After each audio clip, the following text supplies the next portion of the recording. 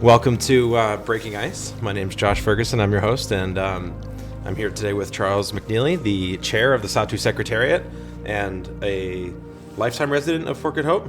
Yeah. And today we're going to talk about him and what his job is and what the Sahtu Secretariat is, and talk about the highway and hopefully learn a little bit more about Charles here. So, yeah, would you want to introduce yourself and we'll get going? Yeah, Charles McNeely, Chairperson for Sahtu Secretariat. Yeah. And tell me a little bit about your background growing up, who your parents were, and orient yourself in the community for listeners. Okay, I went to school till grade 10. I went to school in Good Hope in Newvik. Then after school, I went home and started, them days trapping used to be real, used to make good money on fur, so decided to drop out of school and live off the land, and that's where everything started, and I got married not pretty young, and started a family, lived in Good Hope all my life, yeah. Tell me a little bit more about like trapping back then. Like, what would your day-to-day look like? What were you going after specifically, and what captured you about that? Well, like I said, it was good money in them days. Like, you made good money trapping, and we had a cabin out in a bush, and me and my brothers, two other brothers, we went down and set up ourselves out on the land. So in the fall time, we'd move down to our cabin and start trapping from there, and till around November or something, make a fuel run back to Good Hope, and then come in for Christmas. So, yeah, mainly we trapped a lot of marten, foxes, wolverines, wolf, and stuff like that. There was lots back in them days. Yeah. And so you'd kind of leave the community and spend the whole summer out in the bush, and then just come back for supplies as needed? Yeah. We had we call a place below Good Hope, maybe about 30 kilometers or so. They call it Loon River, and that's where we kind of got raised up there, and we got a cabin down there. We had gardening, Dad was into gardening. So during the summer we'd stay there and make a run into town and grab what we need every now and then. And stayed there about a year round most of the time.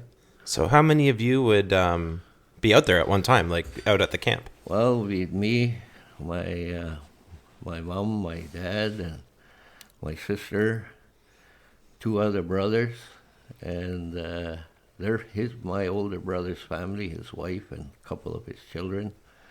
So we spend most of the time down there. Was it in good days, like looking back on them? Was it just the life? Oh yeah, it was really like quiet, and them days was you want to set yourself up for the next year, go out trapping again, so you're always planning, you're always in the bush planning for next season again. So anyway, that's what we done. We trapping, like I said, you make enough money in the winter time and lasts you all summer, so it's just kind of a cycle. Yeah. And who were your clients? Like, who were you selling the furs to? Well, we bring it to Arwood, we bring it to Renewable, and they send it down to Thunder Bay or somewhere. I think that's wherever they sell the fur, yeah. And when we bring it in, they give you up to $100 advance for a marten pelt. So say you got 30 marten, you could get $3,000 advance if you needed the money right now. But if you didn't, you'd send it out and you get your check around Easter time. And then when it was sold, would you get more money after it was sold, or the advance, or they would just buy it from you right after? Well, say I bring it there, and maybe one pelt would be $250. Gotcha. So they give me $100 advance till the payment come in. I see. Yeah, so we get it usually around March or something. Yeah. And kind of walk me through.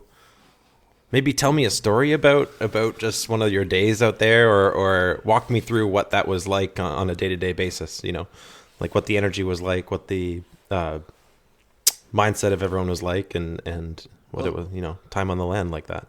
It's a special thing now that is less and less. Like I said, we spend time out at Loon River. That was our main camp, and from there we probably make about 150-kilometer circle, maybe 200. So we leave Loon River. We make sure our parents and the house, like we cut wood. We make sure we got enough wood cut to last us while we're gone, so Mom don't have to worry about wood or anything. Then we go out. We go for about 3 nights. We have about 2-3 tents on our line. So first day we go maybe 70-80 kilometers, and then we camp at our tent. And how are you traveling? By foot? No, by skidoos. Oh, okay. This is wintertime. Wintertime, Gotcha. Yeah. So we go out and in the winter, and we make a big loop. I think we call it a loop. So we do 3 nights out, and then we come back to our main camp and get ready for another one. So it's just like a cycle all winter here, just making. So you're always busy, you got no time to sit around, and you're always planning on the next day. Like we got net set and lash hook set and snare lines, and all that's got to be done too. So on your line you would have various kinds of traps for different animals, and then you would kind of like go through and check them all, and there would even be a spot on the river that you would check on the line with a net, and then you would come back and process your cap. Usually when you go out on a line, you say we go by fish lakes, so we have a tent on a fish lake, and then that night we visit our net and get ready, take all the fish out, head back to camp, and then next time we do the cycle over again. So it's about every 2-3 days we make the loop. And back in those days, was it like tons of families were doing this, and they would kind of all spread out all over the region, like outside of Good Hope, and then you would all come back for the summer? Yeah, like usually everybody heads out, say around September, October, and you don't see them till Christmas time, and meet them in a community Christmas, and then everybody goes back out again till March and pull their traps out, and springtime comes, and you get ready for spring geese hunting and rats and beaver. So it's just like a cycle. You're constantly trying to.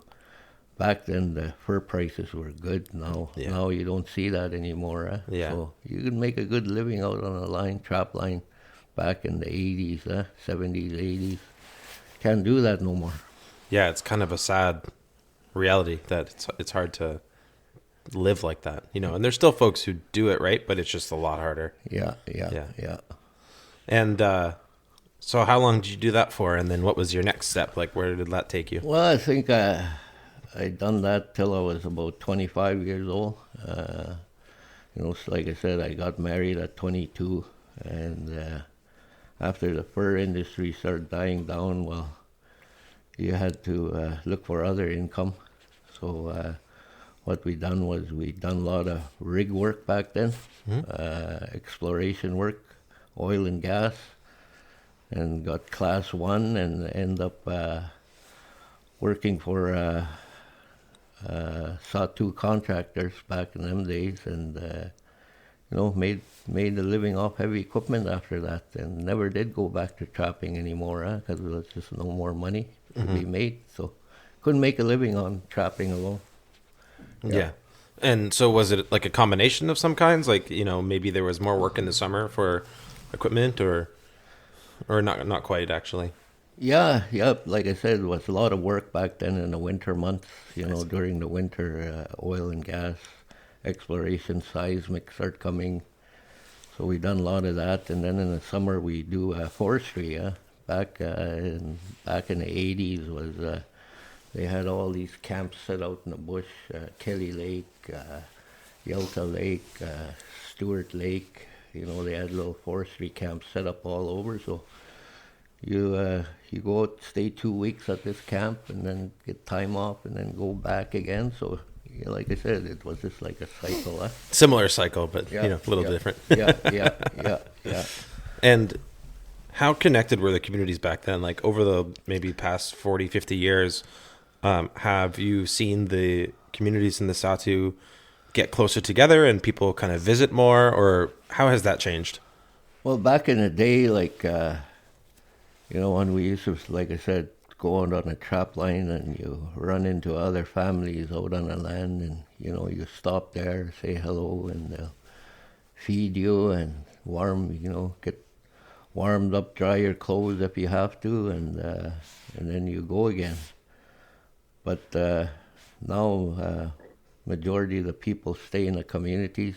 Like I said, long ago was, 20, 30 families would go out in the land and stay right till March and December. But nowadays you see maybe 2 or 3 that go out and still try to make not a living, but, try to make some extra money and go out and people used to enjoy, like I said, when we get together, you have big dancing and during the Christmas holidays, and everybody's kind of excited to see one another because you don't see them, like my friends, we all spread out, and when we get back together in town, well, we start doing hunting together, go out to the island, shoot moose, and go out for caribou towards Cove Lake, and so, used to have a lot of close friendships back then, and like right now you see a lot of the young ones in the communities, so schooling, education, they're really pushing it in our region because our kids need education in order to move up the ladder nowadays. Like I said, fur industry's dying and can't make a living off the land anymore. So me as a grandfather and a parent, I push my kids to school because I know that's the way we should be going right now. Yeah. How many grandkids do you have? I got 9 grandkids. I got 3 children. I got 2 boys and a daughter, and 9 grandchildren, and yeah. And do they still live in the communities, or have they kind of spread out over? Yeah, well, my kids stay in the community, but I notice a lot of others, they go look for jobs and find jobs in Yellowknife, Norman Wells, and go training down south for whatever, in Fort Smith, and but I noticed that lately been a lot of young ones been trying to go get educated, so they're trying to go back to school. So I see a lot of that happening too. Is there a pattern of folks kind of, going to school in the communities, and then once they graduate, going to secondary education or any kind of training like that, and then returning? Is that common to come and kind of bring those skills home? Yeah. We like I said, a lot of them want good paying jobs, and little community like Good Hope, there's only so many jobs available, and so that's what SSI is looking at right now, trying to create, really support like our Mackenzie Valley Highway and other way that the youth can start making money. Yeah. Totally. So let's talk about SSI. Like, I think, well, I'm pretty new. Like, I've been here for 3 years, and coming from a different part of Canada, it's not obvious exactly how things work in the Northwest Territories and the Sahtu, and there's all these different boards, and it's just a confusing kind of structure, and I think it's really valuable to understand what that is. And so my first question is, like, what is SSI? Can you just kind of give me the boilerplate, like what you believe or what you know it to be?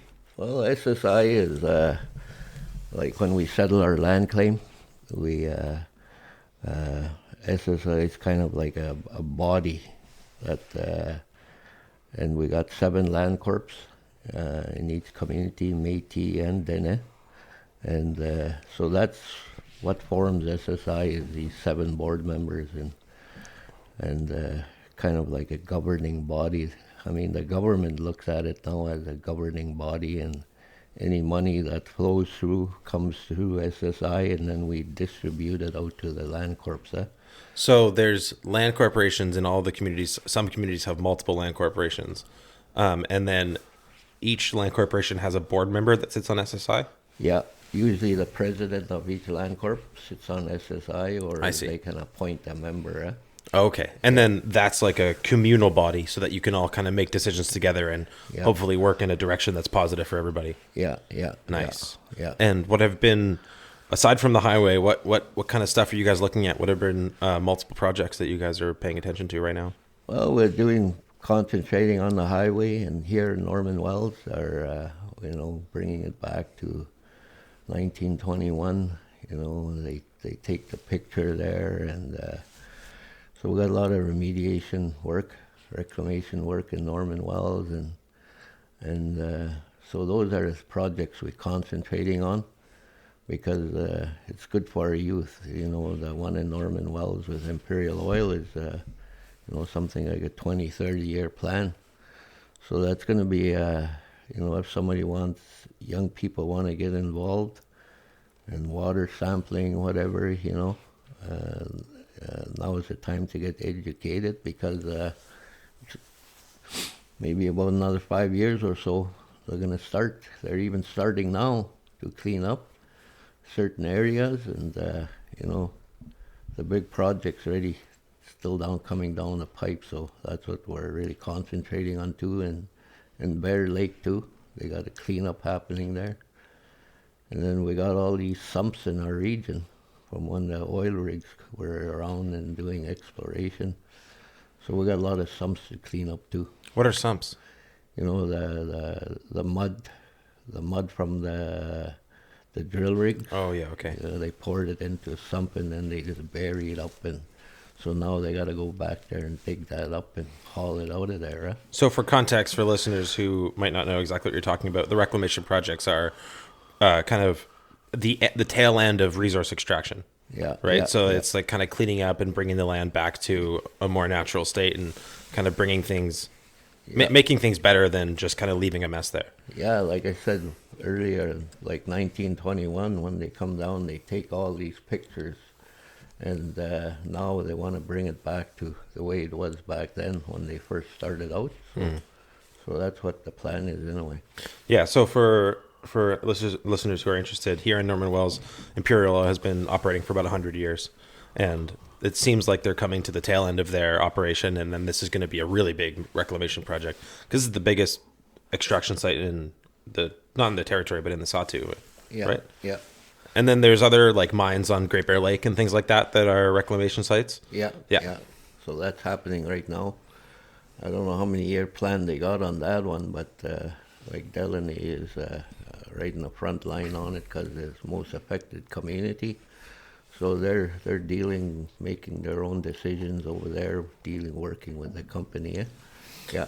So, your kind of call out to young people about, opportunities and the kind of where they could point their energy and their aims is to get educated so that you can work in these projects and help restore your land. Yeah. Yeah. Yeah. Yeah. And I assume that one of SSI's goals is to have as much local input as, people working on those jobs as possible. Oh yeah, that's our goal. Like, we always concentrate on our beneficiaries and want to make sure all families are doing good, but some are struggling, and, with, like I said, lack of jobs in each community, that's had a big effect on our beneficiaries. So, like, the only jobs we got in the communities are with local land corps, the school, Northern Co-op store, health center. So not very many jobs available to the people, and a lot of them are actually struggling right now. So, yeah. Where, if someone was interested in getting that kind of training, where do you recommend they start? Is it something that they should come to SSI for, or is it? Do you have just kind of what direction should you point them in if they were listening to this?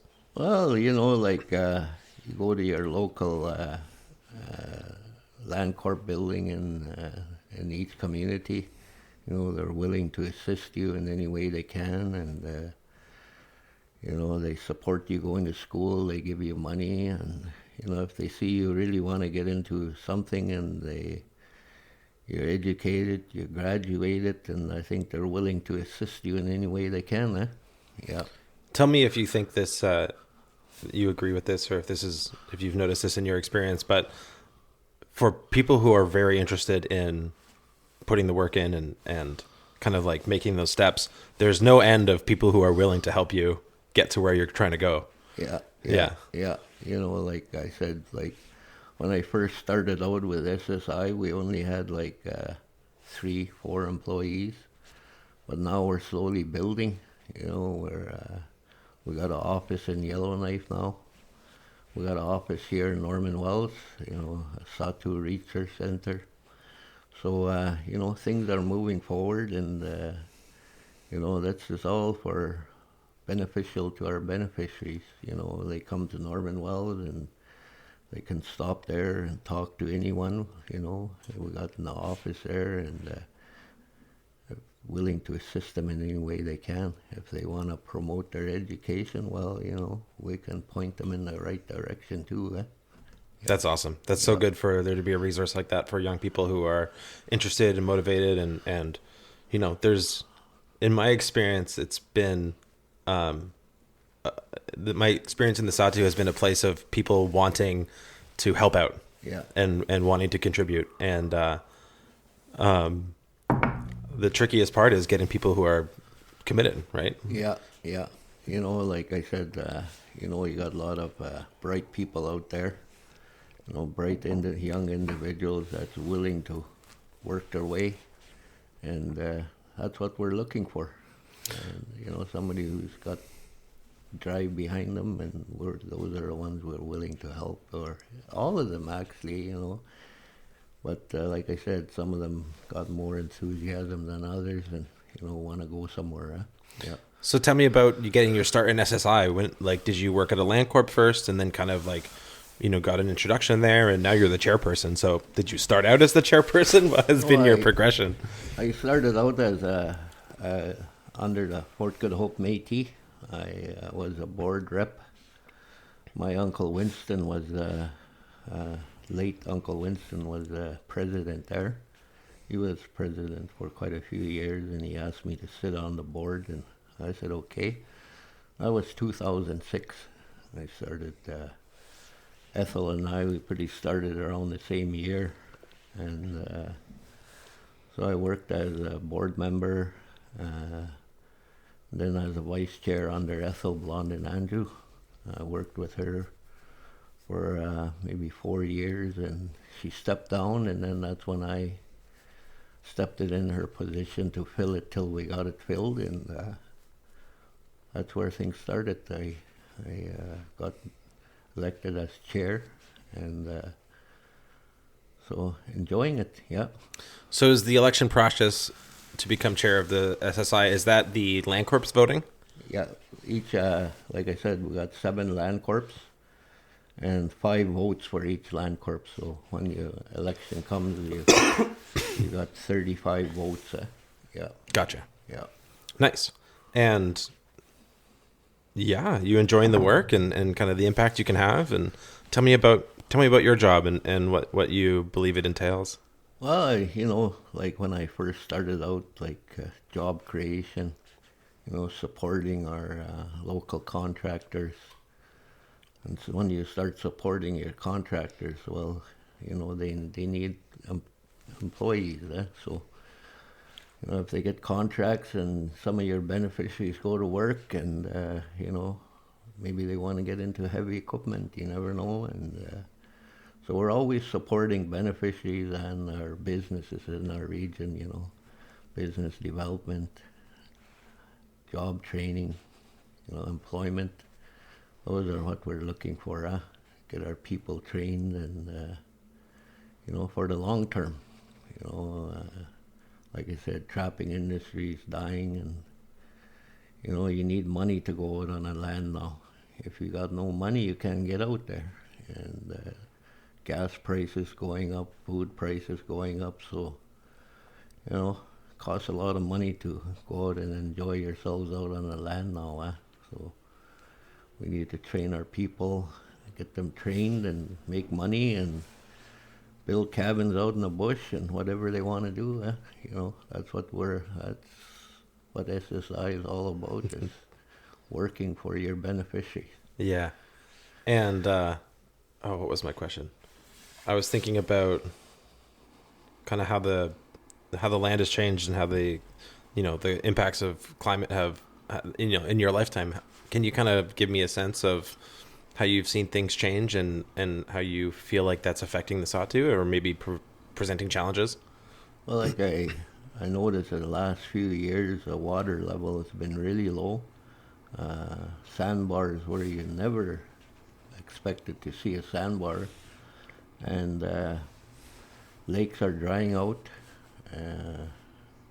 Fishing, we used to go fishing in some of these rivers, and you can't even make it up the mouth now in the summertime because it's too shallow.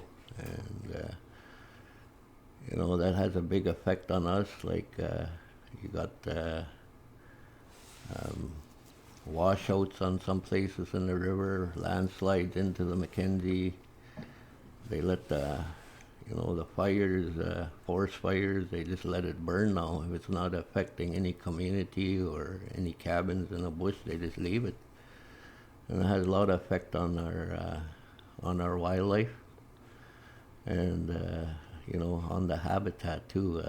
Like I said, everything flowing into the Mackenzie and washouts. And you go from Good Hope to Sigachik on the Mackenzie. I travel there quite a bit in the summer, and you see a lot of these landslides going into the Mackenzie, and it looks terrible. Yeah. So it has a big effect on us in our region, is the low water level, and so that's why we're pushing hard for our highway. And other than more traditional harvesting methods, the impact is on freight. Oh yeah, bringing up the barges. Tell me about that and kind of the recent challenges the communities have been facing, specifically, the river communities. Our resupply, every year we get 2 or 3 barges into each community along the Mackenzie, and last year that hasn't happened. I know last year in the Norman Wells in Tulita, couldn't get a barge in there, but from Good Hope had a barge come up from Inuvik and done our resupply from Inuvik. And that's uncommon, eh? Usually it comes up from Hay River. Yeah, usually it comes up from Hay River, comes down and does its run, and then back to Hay River. But this year it came up to Good Hope and turned around and went back to Inuvik. So. Wow, that's a really big change. Oh yeah. And I talked to a friend there that went hunting for the weekend down the river, and they had a barge that was stuck on a sandbar at Little Chicago. And he said probably a day or so they had to get another barge from Inuvik to come up and pull him off that sandbar.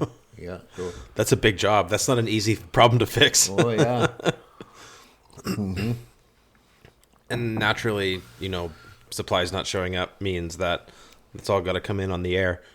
For listeners who don't live in the Sahtu, the communities here are only connected by roads in the winter when we can build winter roads here. So yeah. Otherwise they're isolated. Yeah. And there are traditional means of travel through the river mainly. And that's the freight lane in the summer is the barge. So if you can't get supplies in the summer, then prices go up, right? Because it's air travel. Yeah, like big ticket items, like like new washer, new dryer, everything like that. It's all prices are way up, eh? Yeah. And groceries too, like if it's got to be flown in, well, it's going to cost you more, eh? So, yeah, gas is more expensive. Space is limited. Yeah. Yeah, like gas constantly going up too, prices going up, fuel going up, and I know in Good Hope, for example, that's where I live, and I see the land corps trying to do all their best to help out each individual, trying to get them back out on the land. They're getting wood for people, like I said, the fuel prices are so high. So a lot of people are getting back into burning wood, and that helps offset the cost. And I burn wood. yeah, and power, the power bill, that one's really affecting the people too. If you want to lean back, you can just pull this with you, and that way you don't have to lean so far forward. Okay, that's good. Nice.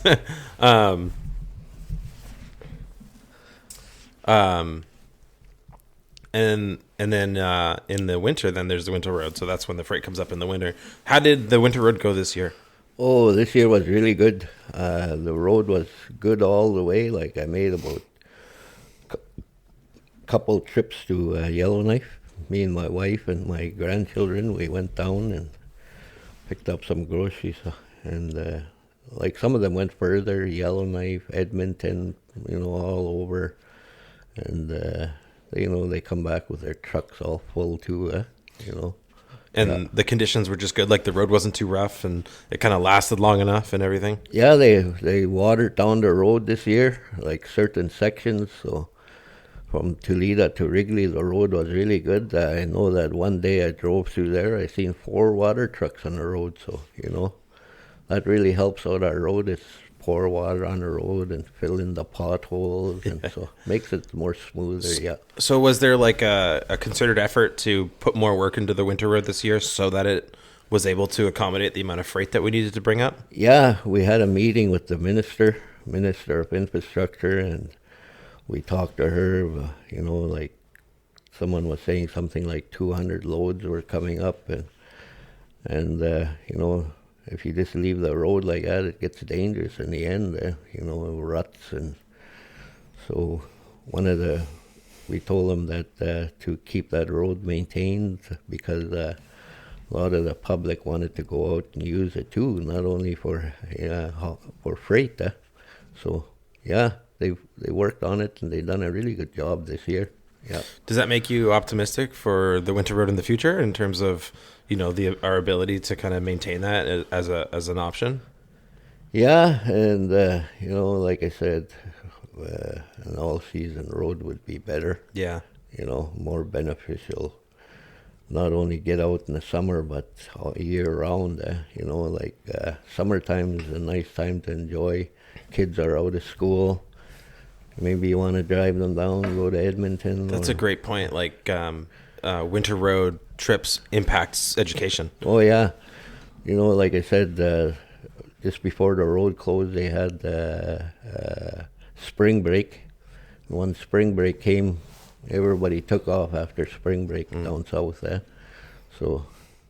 Do you get the kind of thing where like school's kind of empty for a little bit, just like when everyone's out visiting family, just because obviously it's, say you have a family of 5 or 6, it's a whole lot cheaper to drive out than to fly out. Well, yeah, it costs a lot of money to fly out on an airplane right now, just to get to Yellowknife and back. Say for an individual, maybe about $1,100-$1,200 to get to to Yellowknife and back to Good Hope. So, and then, but during, like I said, if we have it during all-season road, then, a lot of them would be down there in the summertime and just driving down and enjoying what other people enjoy too. Yeah, absolutely. Yeah. Well, what do you think are the, maybe in your most optimistic of views right now, do you imagine this road will be, in the next, 3 to 7 years or something like that? Or, how do you see this progressing? Well, like I said, SSI, we've done all what we could, to make it become a reality, yeah. And, we wrote the government, federal government, and everyone else. And I guess funding is the main issue right now. We're hoping they'd pump more money into it, and I think they would. And do a lot of lobbying, that's one thing we got on our agenda is lobbying if we have to, and we got to spend money on that too. So like I said, we got to watch our budget too. Yeah. Yeah. And in your view, is the Mackenzie Valley Highway the of the utmost importance? Like out of all the projects, this is the main one that we need to focus on, like in terms of securing the future. Yeah, this is the main one. I think, like I said, it's for our youth. Yeah. We start it now. We get it completed. It's going to benefit our youth down the line. And like I said, each community is not getting smaller, they're growing. You go to travel in the Sahtu, you go to each community, and you see a lot of children, a lot of children running around, and that's our future there. So that's what we got to concentrate on, make sure the doors are open for them, traveling down south, and education, and you got a weekend off, maybe you want to drive home, and so that you don't have the money to fly, well, you can drive. Well, it's opening the doors. And obviously it would bring down gas prices and food prices, and you could bring those supplies up as they're needed, as opposed to kind of stocking them all at once. And then in a crisis, there's also a safety factor, in terms of fires. So we're just hoping things would get better for us, not hoping, but we're really fighting for it. And maybe, like I said, beneficial for our youth down the future, down the line.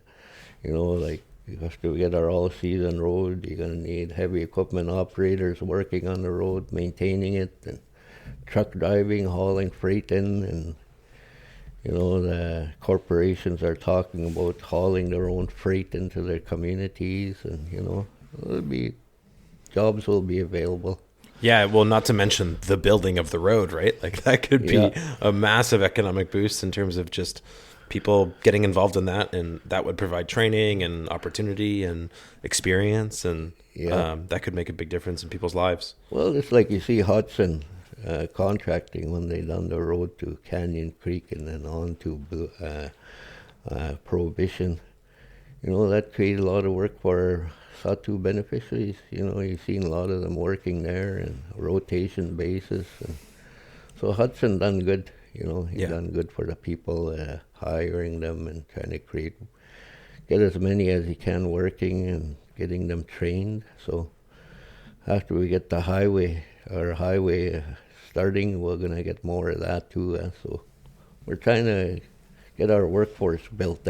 Totally. So with the Mackenzie Valley Highway, in terms of how it's planned to be constructed, does that follow more or less the winter road path? Yeah, pretty much. Yeah, it's pretty much on the same path, and like I said, each year they're widening it out the road and cutting the willows and upgrading it. I see. So there's even work being done through the winter road to prepare for the Mackenzie Valley Highway. Yeah. The bridge. You drive from here to Good Hope this winter. You've seen all the gravel they got beside them bridges. They're kind of building the ramps. They're all year they deteriorate and they get more steeper. So now so every year, they've been doing stuff and slashing blind corners and stuff like that. So that makes sense. Yeah, because there's an opportunity there for easier travel to get out to those places to do that work. Yeah, because in the summer it's muskeg. Oh yeah, right? A lot of muskeg. Like if you drive on a winter road during the summer months, it's pretty much water all the way. Like you go out with quad on the road, and some places you can't make it across. It's just too much water. It's so interesting to get. And would that provide like significant challenge in terms of the materials needed for it, or like how deep is muskeg? I don't even know. Well, some of them are actually pretty deep. Like in between Good Hope to Norman Wells. That's a lot of muskeg in there. That's why it takes longer. Like after Apache Pass kind of thing? Like between... Yeah, between here and Norman Wells and Apache Pass. Yeah. That's the worst. So if you're going to Good Hope, once you get past Apache Pass, is that muskeg still, like to Good Hope? Not really here, kind of like on gravel ground from there. I see. You follow the ridge of the hill all the way to Stella's, and you're passing them hills. Yeah. So you're kind of like on higher ground. Above the there. water table so much. Yeah. Yeah. So in theory, that would be easier building there once you get to Apache Pass to get to Oh, Good yeah, Hope. yeah. Yeah. It's pretty much all gravel there, too, from all the ridge of the hill all the way down. So in your most optimistic view, can you give me an outline about what you envision the future of the Sahtu? Like kind of paint the picture for us, what you guys are working towards, the vision to be, and I assume that would include the highway. Yeah, the highway would link us all together.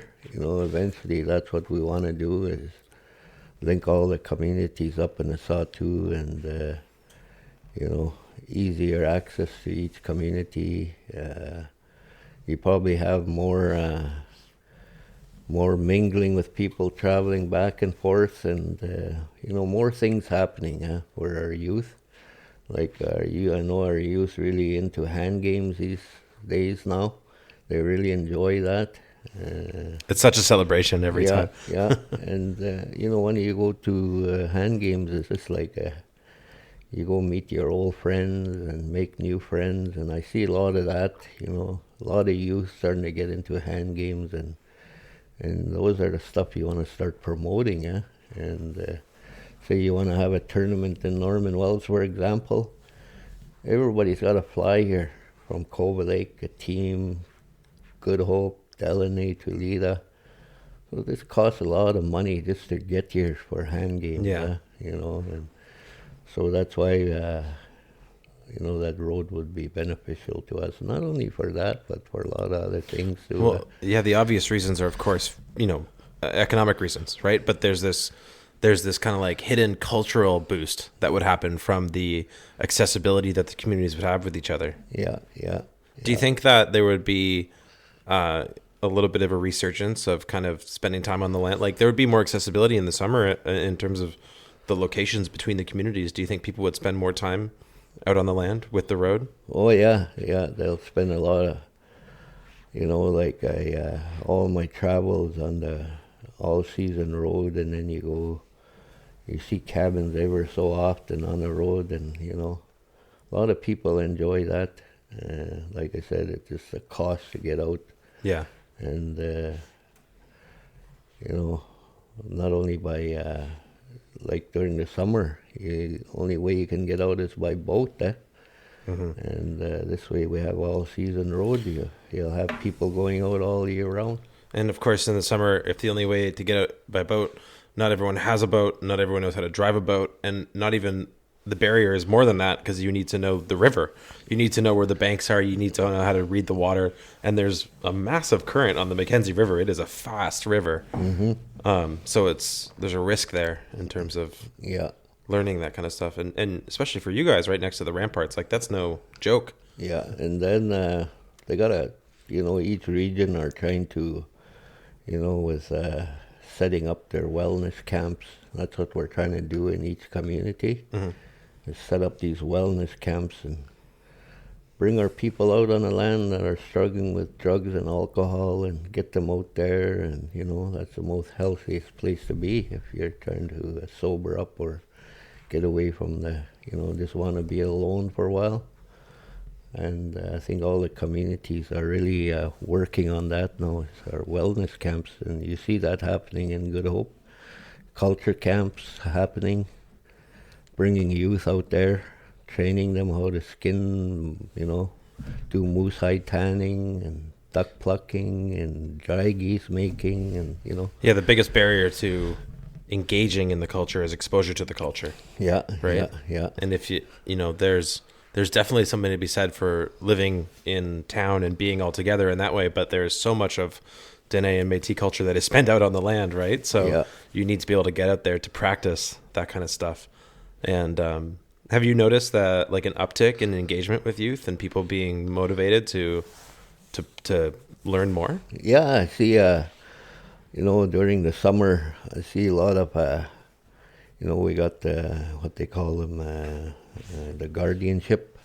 They do a lot on the land, bringing youth out on the land, and you got other individuals that's setting up camps and taking youth out on the land, and we're really teaching them how to live off the land. Like I said, nowadays not much people go out. They stay in town because of education-wise, trying to get their kids into school and moving them.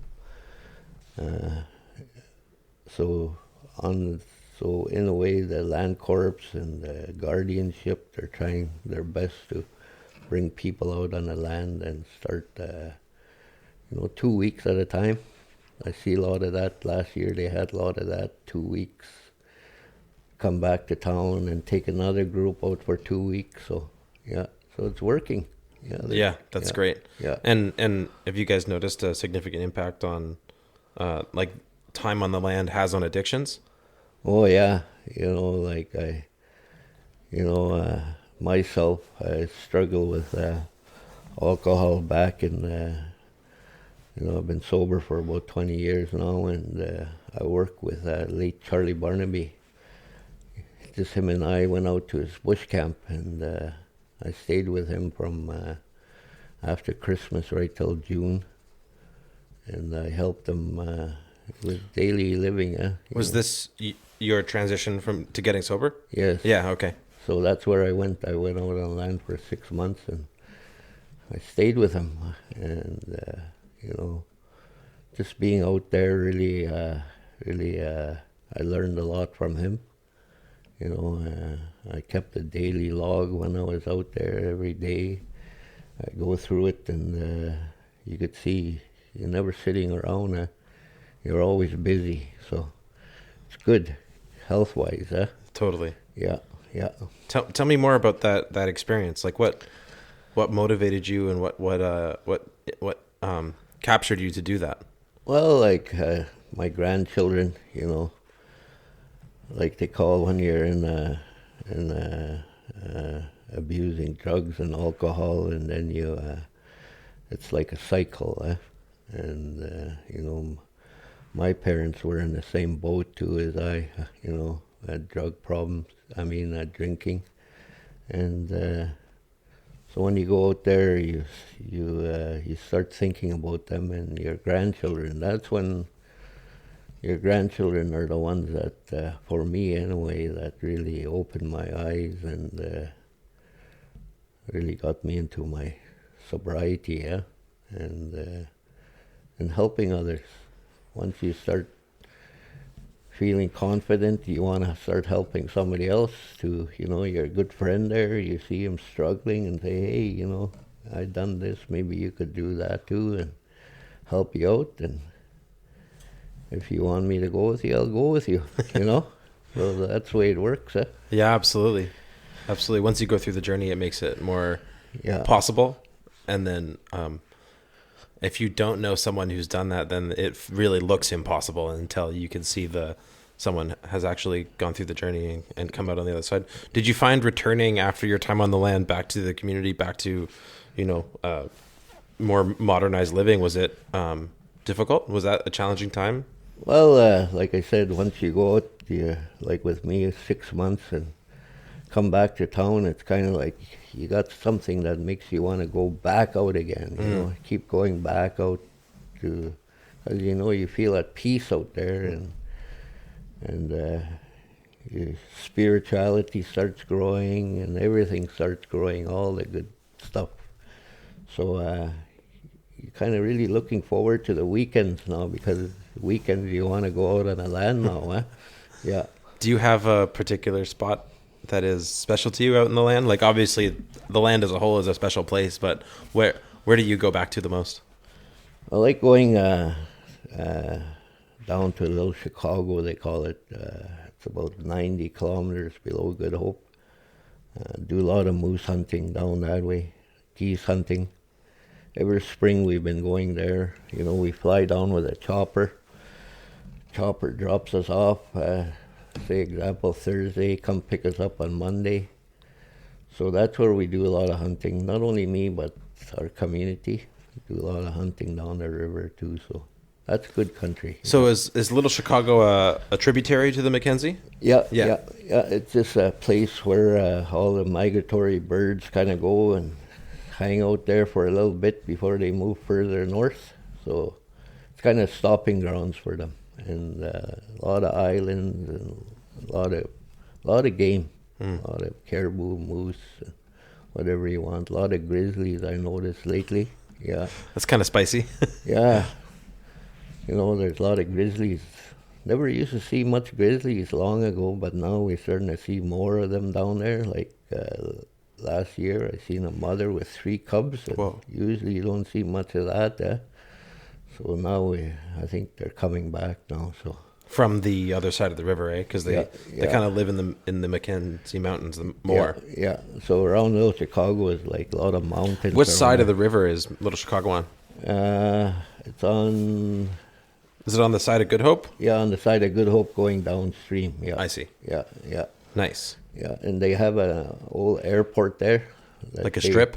Yeah, they used to have a oil camp down there. Like a lot of exploration was happening there in the 70s, I guess. And so they got an old airstrip there that could be fixed up and usable.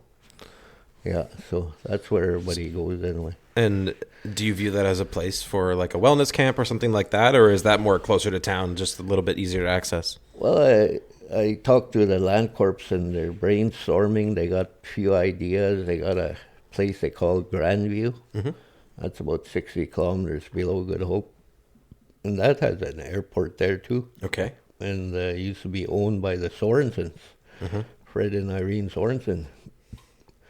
And so that's what they're looking at now there. And Little Chicago, maybe they'll fix the runway, and so there's a lot of options they're looking at right now. But that's part of the wellness plan anyway. Yeah. Yeah, it would be cool. Obviously, there's a big barrier to kind of constructing buildings out in the bush, but it's not impossible. It's just hard to do. Yeah. And having a airstrip would be extremely helpful. Having Northright bring stuff in on the Twin Otter, and obviously planes are better at hauling than choppers. Yeah, for sure. Choppers are expensive, eh? Yeah. Like when we fly to Little Chicago, when we settle our land claim, we made a deal with Canadian Helicopters, and every year we get 10 hours of flying time for our deal that we made with them. So we use that for our spring hunts, to haul maybe 4 trips out and back, depends on how far you go. And if you go over your 10 hours, well, you pay the difference, eh? Yeah. Yeah, so that's good. That's been helping us out quite a bit, like bringing our birds back to town. And, it's not only for me. If I bring 10, for example, I bring 10 geese back home, well, 8 of them will go out the door and I'll keep 2. Well, that has been my experience. Is everyone I've connected with in the Sahtu has been overly generous. Like in Delaney, people just giving you fish, and in Good Hope, I've received game and fish as well from Colville Lake, and people are so generous in terms of just sharing what their fruits from the land, and it's almost overwhelming. Oh yeah. We do a lot of that, a lot of sharing with one another. Get a moose come into town, and everybody knows you got a moose, and they'll drop by and go ahead, cut yourself a piece, and share it with everybody. Everybody's happy, and next time you out of meat and you go to your neighbor might have moose, so you go there and do the same thing. So it's kind of like a cycle that works both ways. Well, everyone's out here trying to make it, right? And it's a real place. There's no doubt about that. Oh yeah. Yeah. What do you think are the biggest barriers for the Sahtu in terms of kind of achieving that future? Like, do you have anything that you want to put out there in terms of an invitation for people to participate in some way, or maybe organizations to get together? Maybe I'll start by saying we got a big workshop coming up in Good Hope about our drug situation in each community. And we're going to be brainstorming, what might work, So when we come into, usually we have our AGM once a year too. And that's where everything comes out, hardship in each community is what land corps are struggling with, and what the communities are struggling with. So, that's those are the things that us as an executive with SSI, we like to hear from the people. What might work, what can work. We get a lot of our advice from our elders too. We got a lot of elders that are really willing to help us out, and we always keep them in mind, and because they always seem to have a way out the door, you call it, or how to open a door. And they're smart people. They, back in the day, they didn't have what they have here today. You had to be a tough guy back then to make a good living, and you could see that in them, and they give good advice to you. So we do a lot of listening to our elders. Yeah. And yeah, is there any closing thoughts? Anything that you want to kind of put out there? Obviously, I've noticed a massive effort in terms of working on getting the highway built, and I think you guys are doing a great job. Yeah, we're trying our best. Like, we got really good staff now. We got, like I said, we're slowly filling up our positions within our organization, and we're slowly moving now forward. Before, we didn't have enough employees. Now we got Doug Matthews, we got Val, we got Todd on the highway, Macabella is our economic development officer. So you see our office is starting to get full now, and then once you start doing that, you can start flowing all that to your beneficiaries. Like, this is an opening,